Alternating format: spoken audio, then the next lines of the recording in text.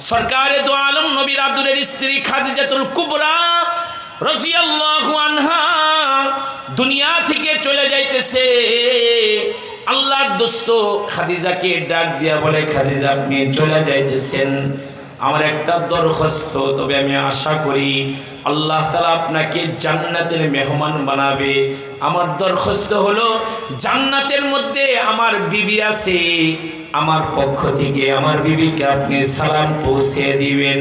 খাদিজাতুল কুবরা ডাক দিয়া বলে, নবী গো, আমার জানা মতে আপনি আমার আগে কাউকে বিয়ে করেন নাই, জান্নাতের মধ্যে আবার বউ আসলো কই থেকে? আমার রাসূল বলে,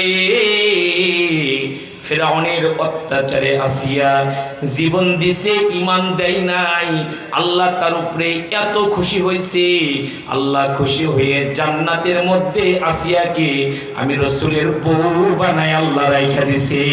আল্লাহ